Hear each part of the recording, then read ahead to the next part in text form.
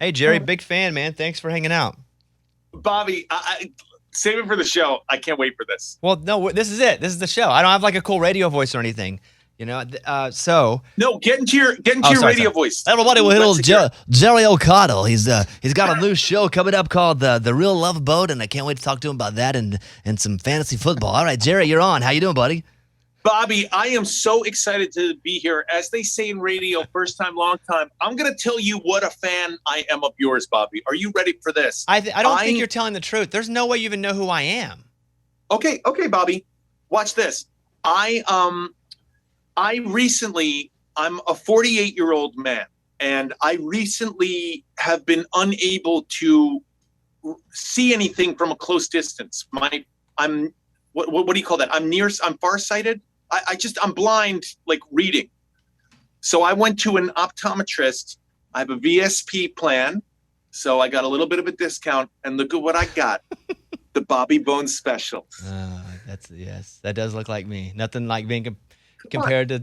I look exactly like you right now. Much better looking. Well, here's how Just big. to explain to the people listening, I have a pair of, these are your Bobby Bones frames, I believe. Yes, and I have licensed them, and so I'll be collecting that fee for that for the licensing of those glasses.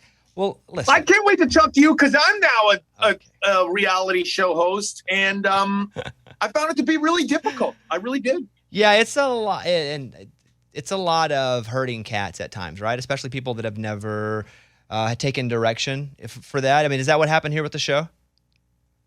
No, I actually found the hardest thing was to not be indifferent, was to not be like Switzerland. So the show I host is called The Real Love Boat, and it's an adventure relationship series. It's on in between Survivor and Amazing Race. And, singles who've had terrible luck in love come on The Real Love Boat, hopefully find some love. And then as couples, they compete against each other.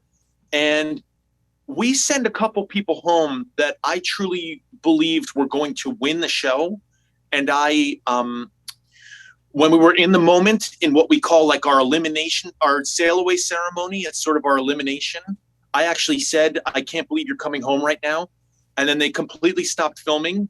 And then standards and practices and lawyers surrounded me and said, I am not allowed to show favoritism because money is at stake. Yeah, that's funny. And so I found it very difficult to not be a viewer. You know what I'm saying? It's funny that you bring that up. So 2 different examples of that. When I was doing American Idol, because I was on that show for 4 seasons, I would either show a contestant that I really liked, like on my Instagram story, and same thing, standard practice. Like, you can't do that. You can't give anybody else anything that the rest has because this is for money. Or I would get like bummed when somebody get kicked off the show because I'd worked with them and I thought they should win. They're like, bro, you can't do that. Absolutely.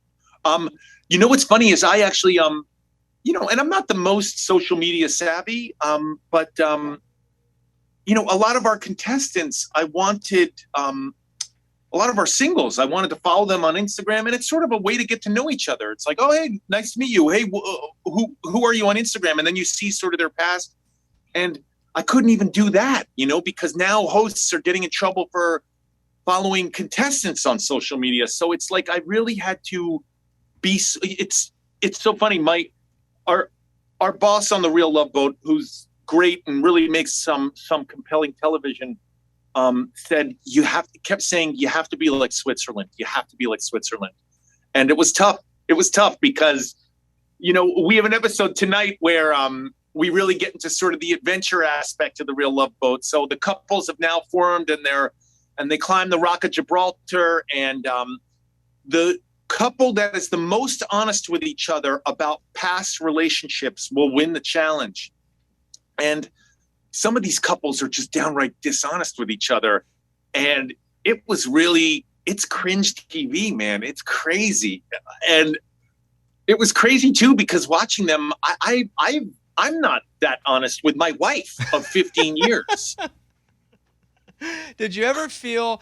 I finished a show on USA called Snake in the Grass, and I didn't know who the person was. I purposefully was like, I can't know because I don't want to react. Same problem that I had on Idol. I wanted to eliminate that, so I never knew. And I was like a viewer as I was watching the show. I was hosting the show, but there were contestants I just didn't like. I'm not going to say them now, but there were like humans that I would see and be like, I just don't like them at all. But that's a different emotion to have to like conceal as well, because some people we just don't get along with, or we don't like their personalities. Did that happen at all where you're like, man, I don't like this dude at all?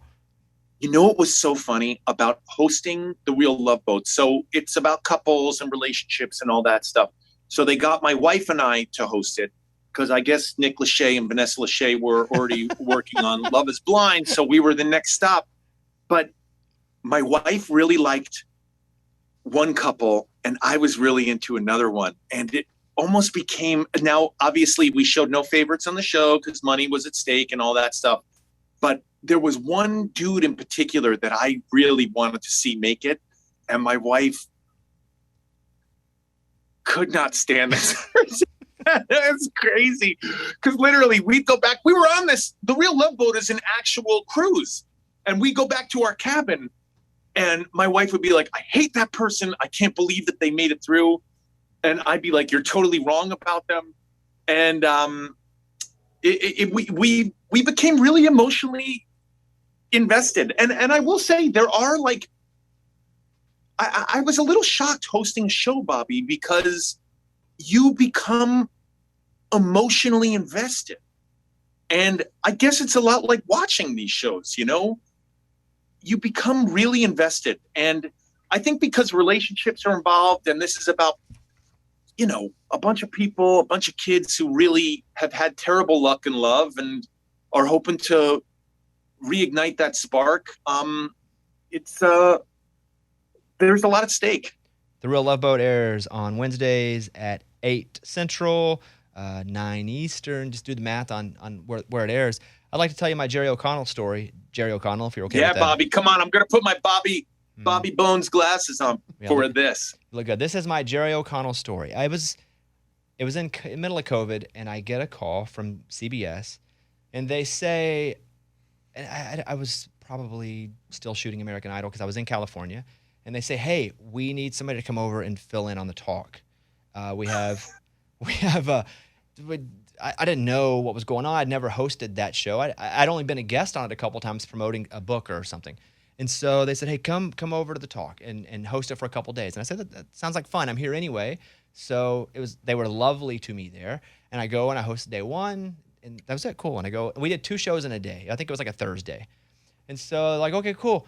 And so I go, and that was it. These lovely people, I leave. They call me back. They go, hey, look, you know, we're thinking about putting a guy on this show full time. And I say, oh, that's interesting. I don't live in LA, but I'd definitely be open to hearing. I'll listen to anything. And they say, wow, we think you're great. And if Jerry O'Connell doesn't take it, we're going to consider you. And I was like, wait, what? So you're telling, so you already have them. But I thought that was cool. They were honest. They were like, if it's Jerry O'Connell's job, if he wants it, but if he doesn't want it, we really like you. Well, it turns out you wanted it. And I haven't worked since. So thanks. That's so interesting because I have a Bobby Bones story, and that is I was in the running to getting ready to host the talk, and they offered me. I'm happy with my salary, but they offered me a low salary, and I went, no, I want more money, and they went, look, you don't take this, like. Bobby Bones is right here, and he actually is worth the money that you're asking. Yeah, he's willing to take the low money. We're getting a deal with you. Mm-hmm. We're getting you at a bargain. So take it or leave it. And Bobby, I took it. Yeah, good for you. I saw you were. So the moral of the story is you're too expensive. I don't think that's the reason, but I will accept that and I will share that. Hey, you know what I was a big fan of? I don't know if people bring this up to you, but. You'll never guess my secret identity. How do you know? You're too young for that. No. I used to watch it, and you had the cans, and you'd spray it, and you'd float. I used to watch every episode of that show, and you must have been. I played a superhero in like an after school. It was like an Out of This World. Remember Out of This World? Yeah. Well, she'd pause time. Fingers? Yeah, she'd pause time. Yeah. I can't believe you remember that show. Does anyone ever bring that up? Is that a thing where they're like, hey, you're the guy from My Secret Identity? I'm not joking. You and my mom, who has all those episodes on VHS, are the only two who bring that show up to me. Loved it. I've seen every episode. So, yeah. I have no question. Just have seen every episode. Hey, I want to ask you about the Chargers for a second, though, because Are you a Chargers fan, or are you a fan that has the Chargers close by? I am a Southern California transplant. I am from New York City. I moved to Southern California over 20 years ago, and I'm actually a New York Jets fan in my heart. That's good, though. But it's impossible to root for a team that just loses so massively every season. So I'm in Southern California. I'm a Chargers fan, and they are kind of a fun team to root for. I'm gonna guess you are a Titans fan. You know, I grew up in Arkansas, and we didn't have I'm a big. It's Razorback, yeah. Yeah, I'm just a big NFL fan in general. But you know, I was going to ask you about the Chargers, but I'm going to ask you about the Jets. They're 3-2, right? I mean, they're actually winning games. Like, are you pumped about the Jets? Are you watching them thinking this will continue, or are you like, well, we beat the Browns, what's a Jets fan doing right now? You know, I'm going to tell you what a Jet fan is doing right now.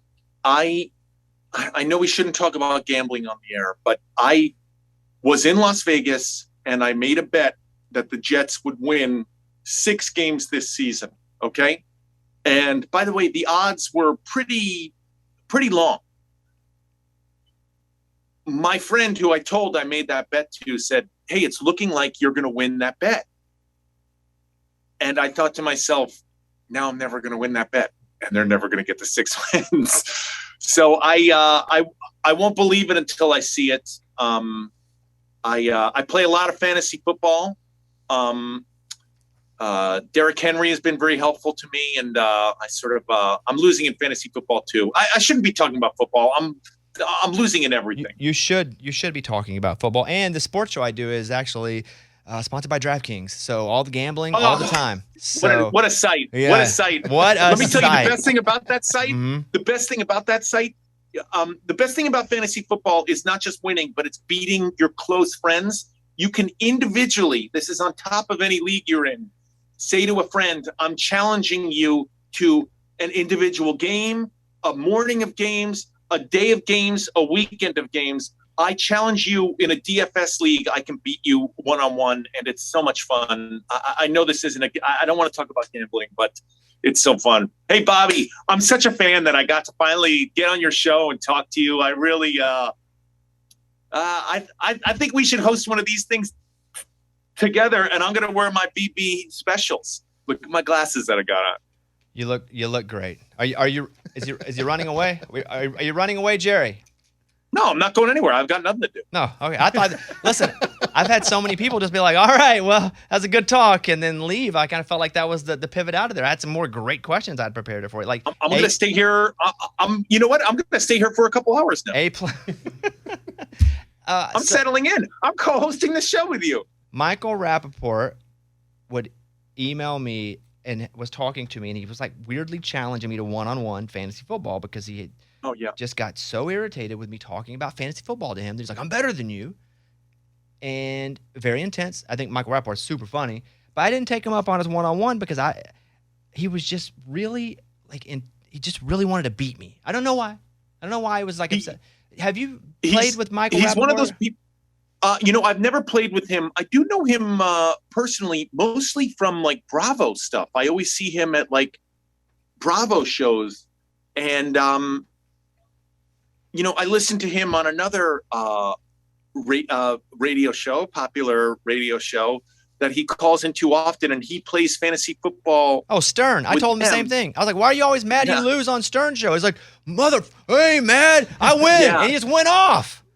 And he gets a little too competitive. I try to, what's so funny? I'm in one fantasy league where it really bothers me that I keep losing in that fantasy league, mostly because the people I play against know nothing about football, and I keep losing in that league.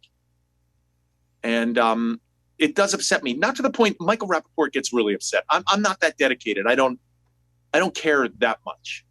Well, listen, I appreciate your time. Are you doing the talk today? I'm doing the talk today, man. Everybody misses you around here. I heard you. one of my co-hosts say, man, I wish this was Bobby Bones. Mm-hmm. I wish we could afford him. Yeah. It's sad for me it's like talking to what could have been right now. I'm just looking at you going, that could have been me. I think you're going to be okay, though. I'm going to go out on a limb and say, I think you're going to be okay. Yeah, it's sad. It's a sad day. But everybody, on Wednesday nights, the Real Love Boat with Jerry O'Connell and his wife Rebecca, and I appreciate the time. I'm literally a big fan. Hey Bobby, I'm so glad I finally got to talk to you. Let's do this in person. Come on, let's break some bread somewhere. You know, here's the thing, Jerry. I don't think you mean it. Oh, I mean it. Yeah. But if it does happen, that would be real cool because I'm a big fan. And, you know, I'm not all hot. You know, every time I go to LA, everybody's like, hey, we should hang out. We should do lunch. We should get together. And then I call them and they don't remember me anymore. So I'm gonna remember this moment and cherish it, because if I call you and then you're like, I don't remember who you are, then I'm going to just, have to tally it up as another one of those Hollywood folks, and I like you, Jerry, and I like my secret identity, and I like to hear you. I like to hear you on Pardon My Take, because I'm big, and so I want to keep that memory special. All right, buddy. Well, the next time we do something professionally, I'm looking forward to it. Can't wait for the selfie that you and I are going to be posting. All right, Jerry, good to talk to you, buddy. Hand in hand on the Real Love Boat, you and I. All right, Jerry. Hey, good to talk to you. Have a great day, man.